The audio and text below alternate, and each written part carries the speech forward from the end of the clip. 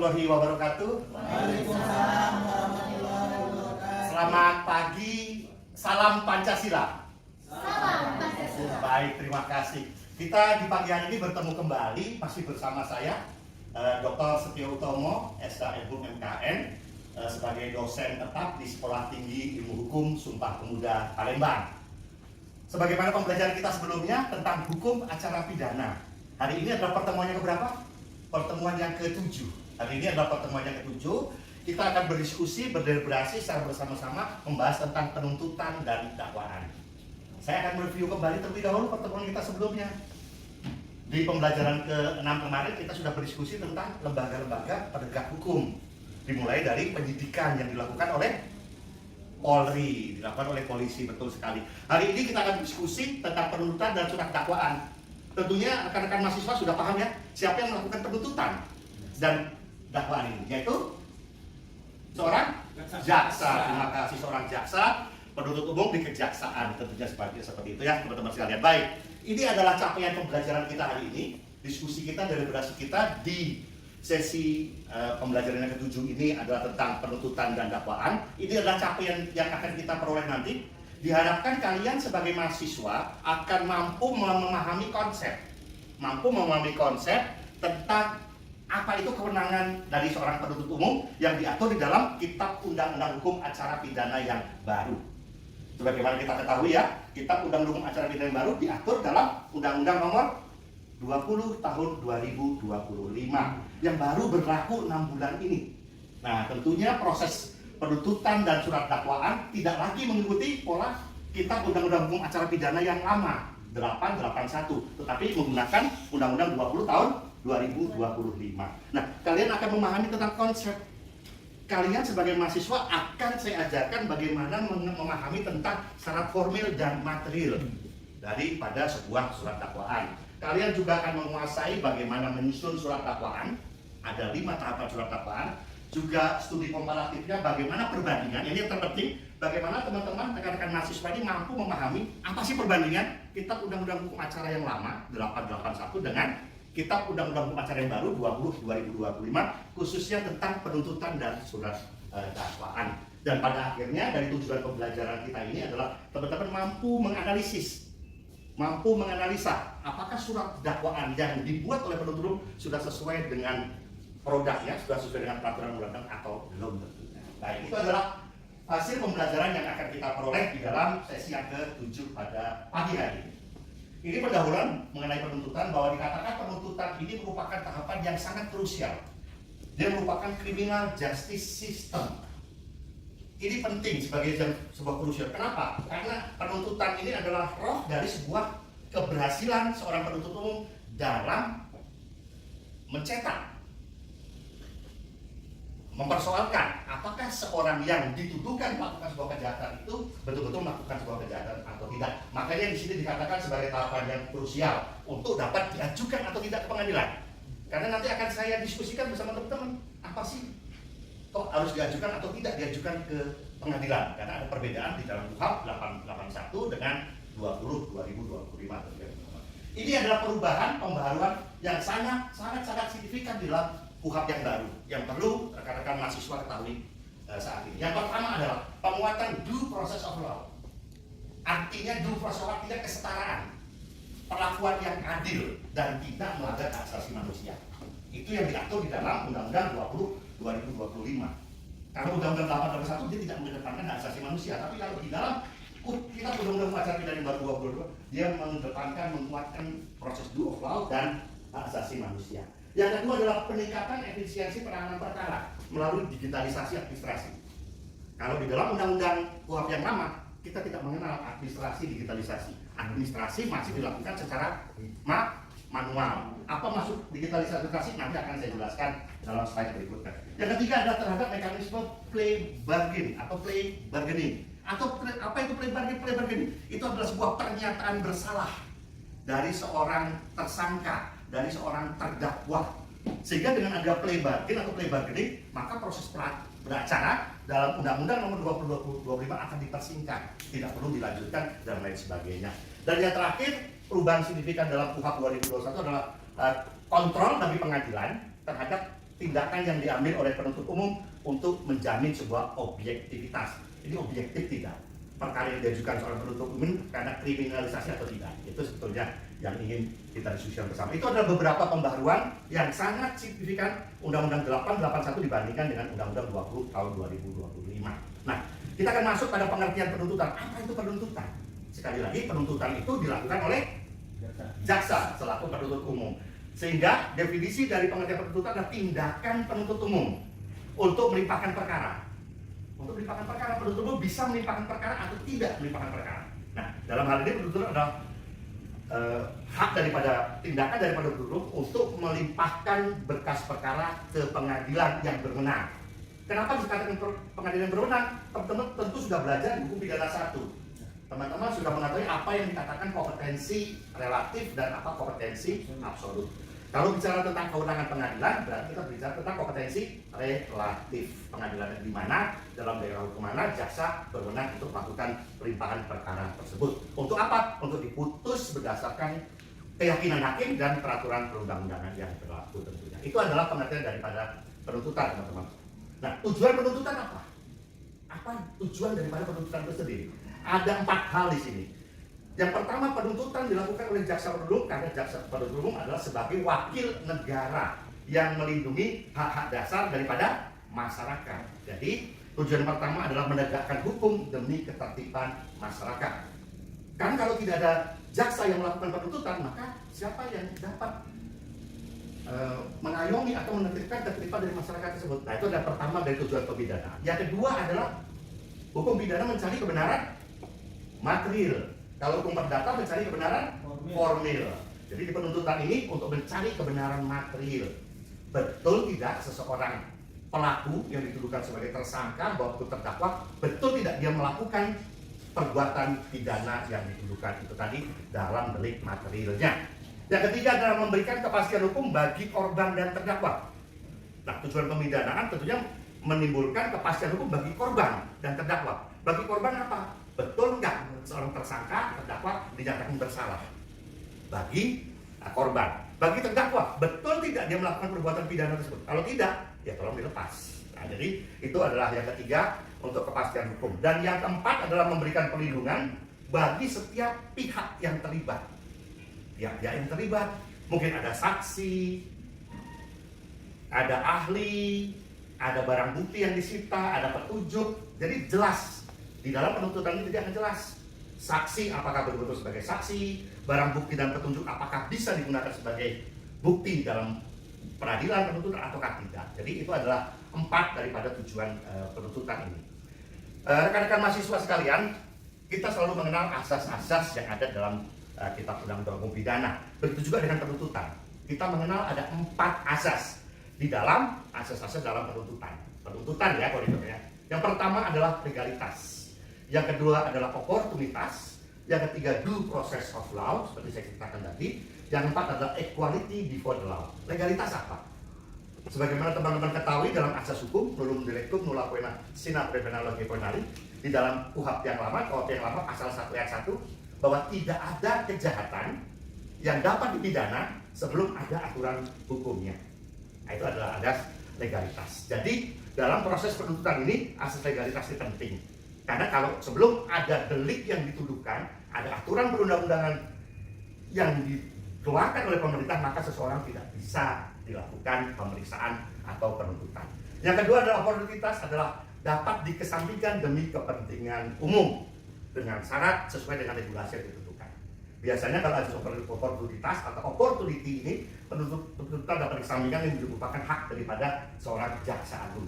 Jadi jaksa agung memiliki hak oportunitas untuk mengesampingkan perkara. Atau rekan-rekan mahasiswa sering mendengar yang namanya adalah mengesampingkan perkara, atau yang disebut dengan hak seorang jaksa agung dalam membuat suatu pengesampingan perkara. Artinya demi kepentingan umum, jaksa agung bisa menyampaikan sebuah perkara tersebut untuk tidak melanjutkan ke tahap penuntutan.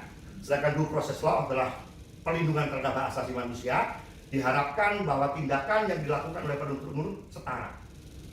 dengan asasnya equality before the law. Seorang dikatakan setara, sama kedudukannya sampai betul-betul dia dikatakan bahwa seorang tersebut bersalah atau tidak bersalah melakukan sebuah kejahatan. Ini adalah kewenangan penuntut umum di dalam KUHP yang baru, Undang-Undang 20 2005, adalah menerima berkas perkara dari penyidik polisi, Polri, sebagaimana telah kita diskusikan dalam pertemuan kita yang 6 kemarin. Lalu ada mengarahkan kasus, ya jaksa ini mengarahkan kasus. Artinya bahwa apabila dalam berkas perkara jaksa menemukan hal-hal yang kurang jelas, maka dia bisa mengarahkan kasus tersebut sesuai dengan delik pasal yang dituduhkan oleh penyidik-penyidik di kepolisian. Eksekusi putusan sebagai eksekusi perkara pidana, seorang penuntut umum, seorang jaksa melakukan eksekusi tersebut. Nah, ini hal yang baru, restoratif justice. Di dalam KUHP yang lama tidak diatur tentang restoratif justice. Namun di dalam KUHP yang baru 2025 ditekankan restoratif justice. Jadi melalui penyidikan, penuntut umum dan pengadilan berhak melakukan restoratif justice. Jadi tidak serta-merta jaksa selalu melimpahkan perkara ke pengadilan. Namun dilihat apakah di sana ada persyaratan-persyaratan teknis yang dipenuhi bagi seorang betul-betul dapat melakukan restoratif justice. Ini adalah tahapan penuntutan. Pertanyaan saya adalah, kapan sih seseorang tersangka atau terdakwa dikatakan sudah melalui tahap penuntutan? Ini kan disebutkan ada tahap penuntutan. Ada tahap 1, tahap 2, tahap 3, tahap 4. Di tahap yang pertama ini boleh dikatakan belum masuk dalam tahap penuntutan. Di tahap kedua ini juga belum masuk dalam tahap penuntutan. Jadi tahap penuntutan itu kalau boleh saya katakan baru masuk di tahapan yang ketiga. Lalu apa tahapan 1 dan tahapan 2 dalam tahapan penuntutan ini? Ini namanya adalah pra-penuntutan. Pra-penuntutan adalah serangkaian tindakan dari penuntut umum, dari penyidik untuk memberkas perkara, dan penuntut umum membaca berkas perkara. Apabila berkas perkara itu lengkap, maka penuntut umum menyatakan dia P21. Apabila berkas perkara tidak lengkap, maka penuntut umum akan mengembalikan perkara itu kepada penyidik kepolisian. Nah, setelah inilah masuk pada penyerahan tersangka dan barang bukti. Itulah dikatakan sebagai tahap penuntutan. Setelah tersangka dan barang bukti diserahkan kepada penuntut umum untuk dinilai, untuk diteliti apakah betul pelakunya tersangka ini yang melakukan tindak pidana. Betul tidak ada 2 alat bukti yang cukup untuk dapat dilimpahkan ke penuntutan. Nah, selanjutnya apabila jaksa telah menerima tersangka dan barang bukti dan menyatakan bahwa itu bisa dilanjutkan ke penuntutan, maka jaksa menyusun surat dakwaan untuk dilimpahkan ke pengadilan negeri di mana wilayah hukum terjadinya tindak pidana berdasarkan lokus dan tempus delicti di mana perbuatan itu dilakukan sebagaimana dalam kompetensi relatif. Nah, itu adalah hal-hal yang terkait daripada sebuah penuntutan. Nah, ini pembaruan dalam KUHP Undang-Undang 2021 tentang penuntutan tadi saya katakan di dalam Undang-Undang 20 2025 telah mengenal restoratif justice. Ya, jelas di sana telah mengenal restoratif justice. Di KUHP baru 20 2025 ada mengenal plea bergaining atau plea bergaining.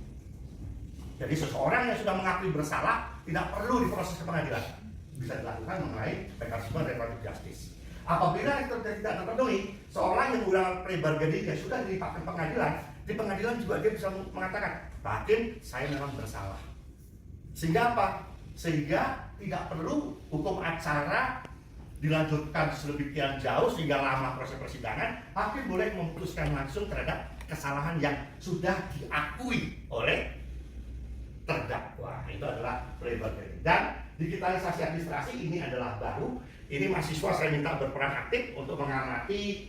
Mungkin setelah pembelajaran ini teman-teman akan mengunjungi kepolisian, kejaksaan, pengadilan untuk melihat apakah digitalisasi administrasi, transformasi teknologi penanganan perkara secara elektronik betul-betul sudah dilaksanakan belum? Karena baru 6 bulan. Saya yakin sampai sekarang masih banyak yang belum melakukan itu. Kenapa? Karena digitalisasi administrasi ini boleh dikatakan seperti ini, teman-teman sekalian, bahwa penyidik yang melakukan berkas perkara secara manual itu tidak perlu lagi, tapi penyidik hanya memberkas secara elektronik, sehingga jaksa menerima berkas perkara juga secara elektronik, hakim juga menerima berkas perkara secara elektronik, tidak ada lagi manual. Sekarang bayangkan di sebuah kabupaten kota ada 30 polsek, salah satu polsek berada menjauh dari ibu kota kabupaten. Bagaimana seorang polisi penyidik yang ada di jauh secara manual hanya menyerahkan berkas perkara tersebut, sehingga itu tidak efektif. Dan di Undang-Undang 20/2025 mereka tidak perlu mengirim secara manual berkas perkara, namun secara elektronik saja ke jaksa penuntut umum. Itu adalah sekilas tentang penuntutan. Sekali lagi, dalam tahap penuntutan ini bagaimana suksesnya adalah tergantung daripada tahapan yang berikutnya setelah penuntutan, yaitu surat dakwaan. Nah, ini surat dakwaan. Surat dakwaan boleh dikatakan sebagai jantung dari proses sebuah pembuktian. Kenapa? Kalau surat dakwaannya bocor, kalau jantungnya bocor, jantungnya berhenti, maka surat dakwaan ini juga akan jatuh. Sehingga kalau jantungnya bocor, surat dakwaannya bocor, maka apa yang akan terjadi? Otomatis perkara ini akan bebas di pengadilan. Itu adalah roh daripada sebuah surat dakwaan, ya. Ini adalah jantung dari proses pembuktian perkara di pengadilan. Saya boleh nanya? Silakan Pak. Silakan. Mengenai itu menarik mengenai surat dakwaan, Ya. Pak. Jadi mungkin yang kita perlu paham untuk pencerahan terkait akibat hukum surat dakwaan ini kan ada formil dan material. Betul, ada syarat formil dan syarat material. Nah, Ya. apabila syarat formil dan material itu tidak terpenuhi, apa akibat hukum terhadap itu, Pak? Baik. Terima kasih pertanyaannya, ya. Ini tadi kita mengulas sedikit. Ini adalah fungsi dakwaan sebelum saya menjawab pertanyaan dari mahasiswa tadi. Ini adalah fungsi surat dakwaan. Fungsi utama adalah sebagai landasan hakim untuk memeriksa. Jadi kalau nggak ada surat dakwaan, hakim tidak bisa memeriksa perkara. Terdakwa juga tidak mengetahui apa yang dituduhkan kepadanya, sehingga penasihat hukum atau advokat juga tidak bisa melakukan pembelaan. Jadi surat dakwaan ini sebagai jantung utama untuk dapat memeriksa. Hakim bisa memutus, terdakwa bisa mengajukan eksepsi atau keberatan dengan penasihat hukumnya, gitu ya. Lalu yang kedua adalah sebagai kerangka pembuktian dasar dalam penyusunan pembelaan. Nah, tentunya kalau nggak ada surat dakwaan, apa yang mau dibela oleh seorang terdakwa? Apa yang mau dibela oleh penasihat hukumnya? Maka surat dakwaan ini penting sekali. Ketiga adalah pembatasan ruang lingkup, dibatasi ruang lingkupnya. Jadi surat dakwaan ini jelas, teman-teman. Dia mendakwakan pencurian atau pencurian dengan memberatkan, tidak bisa dia mendakwakan ada pencurian, ada pembunuhan, ada pemerkosaan, mungkin ada perampokan, tidak bisa. Jadi dia harus fokus. Surat dakwaan dia harus fokus. Maka nanti saya akan menerangkan bahwa ada 5 jenis daripada surat dakwaan tersebut sebelum masuk ke syarat formil dan syarat material. Dan yang keempat adalah surat dakwaan ini sebagai dasar hukum utama untuk menjatuhkan putusan. Jadi hakim dalam menjatuhkan putusan berdasarkan pada surat dakwaan. Jadi hanya menguji surat dakwaan. Jadi kalau surat dakwaan tidak disusun dengan cermat oleh seorang jaksa, tidak memenuhi syarat formil dan syarat material, jelas akan berdampak bahwa surat dakwaan tadi menjadi error sehingga menimbulkan ya bisa bebas, bisa lepas dan lain sebagainya. Itu menjadi kelemahan dari seorang jaksa penuntut umum. Nah, ini pertanyaan dari rekan kita mahasiswa tadi. Kalau di dalam KUHP lama 881 syarat formil dan material ini diatur di dalam pasal 143 KUHP. Kalau di KUHP yang baru 2020-2025 ini diatur di dalam pasal 75. Rekan-rekan silakan membaca di KUHP baru 2005 di pasal 75 ayat 2. 75 ayat 2 huruf A dan huruf B. Huruf A ini adalah syarat formil dan huruf B itu syarat material. Kalau syarat formil seperti biasa, teman-teman, ada nama, alamat, atau boleh kita singkat. Penyidik itu biasanya saya gambarkan supaya dia hafal. Nama umum itu singkatnya Natung Jekapekdi. Natung Jekapekdi. Nama, umur, tempat tanggal lahir, pekerjaan, alamat, dan pendidikan. Itu disingkat dengan Natung Jekapekdi. Itu syarat formil daripada surat dakwaan. Lalu surat dakwaan harus diberikan tanggal. Tidak ada tanggal dalam surat dakwaan saat jaksa melimpahkan perkara, itu bumerang besar.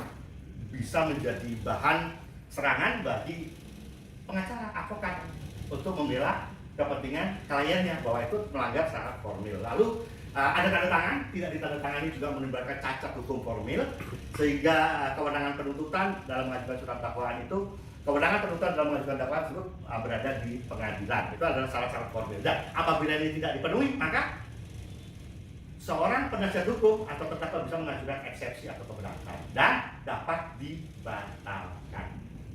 Jadi kalau tidak memenuhi syarat formil, makanya ini dapat dibatalkan secara otomatis. Itu ya, itu syarat formil. Pasal 75 ayat 2 huruf A. Sedangkan sebagai syarat material yaitu dalam pasal 75 ayat 2 huruf B adalah cermat, jelas, dan lengkap. Mahasiswa, boleh diulangi? Cermat, jelas, dan lengkap. Singkatannya adalah cerjeleng. Apa sih katanya? Cerjeleng, cermat, singkat, dan lengkap. Itu syarat material. Jaksa harus menguraikan dalam surat dakwaan secara cermat, jelas, dan lengkap. Maksudnya cermat itu apa? Ini harus cermat. Kalau pencuriannya dari dalam pasal 351 di KUHP lama atau di KUHP baru diatur dalam pasal 476 pidana baru Undang-Undang 1 2023 harus jelas. Dia tidak bisa mengatakan dia pencurian, tapi unsur-unsurnya adalah penggelapan. Itu namanya dia tidak cermat. Begitu juga dengan jelas uraian dakwaan harus dipahami. Kadang-kadang setelah jaksa mengajukan surat dakwaan, setelah jaksa membacakan surat dakwaan lebih tepat, hakim selalu bertanya, apakah saudara memahami surat dakwaan yang telah dibacakan oleh penuntut umum? Terdakwa bebas menjawab, ya saya paham.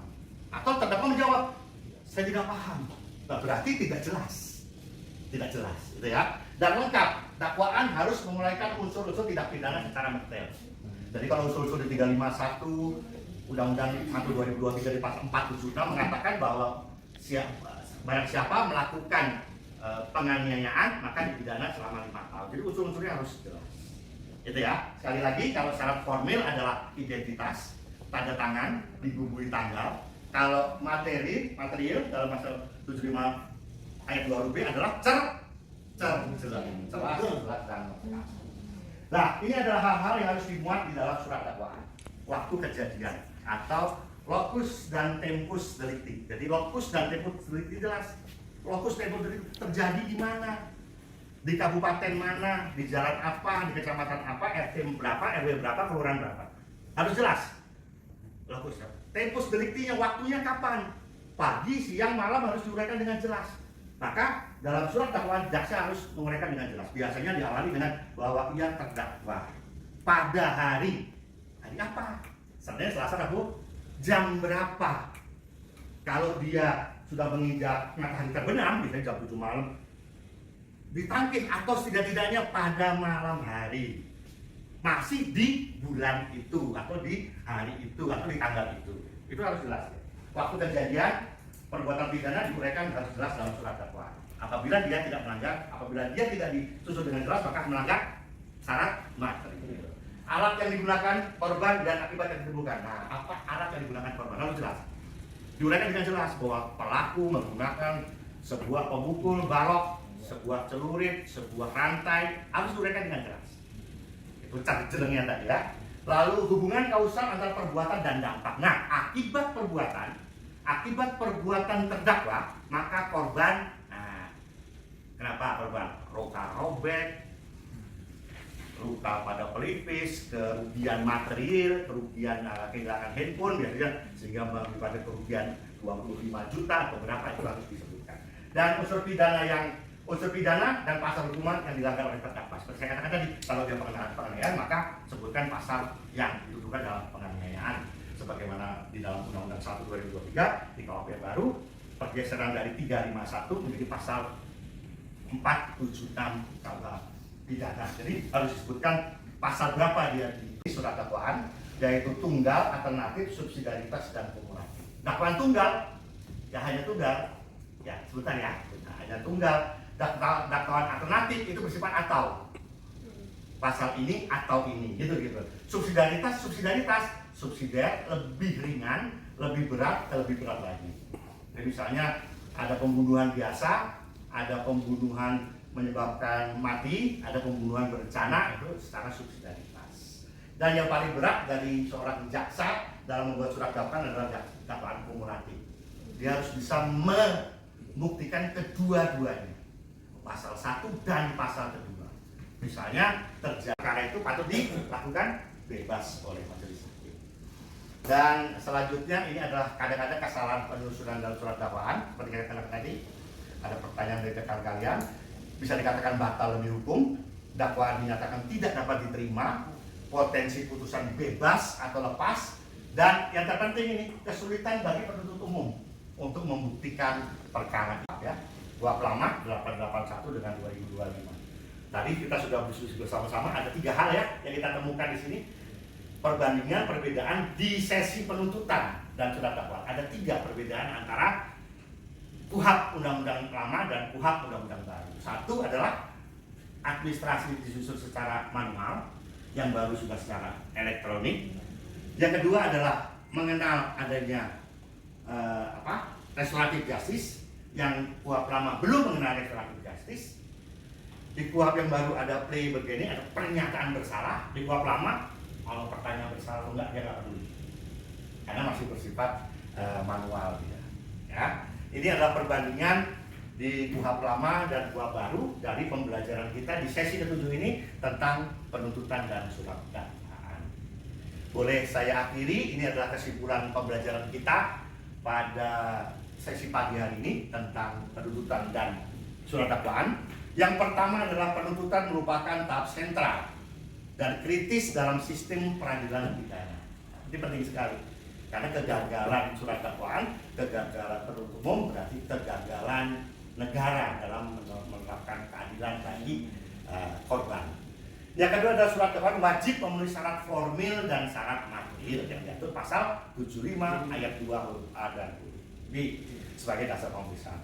KUHP baru mengedepankan perlindungan HAM, modernisasi dan keadilan restoratif. Dan kesimpulan kita yang terakhir, mekanisme plea bargaining memberikan opsi baru efisiensi penanganan perkara, sehingga overcrowded, kapasitas lapas itu sudah tidak berbunyi lagi, karena dengan ada kesalahan pelaku sudah jelas dia dihukum berdasarkan apa yang dia akui perbuatan tersebut, sehingga tidak perlu memanjakan lagi pekerjaan dari jaksa dan hakim untuk dapat memutus sebuah perkara.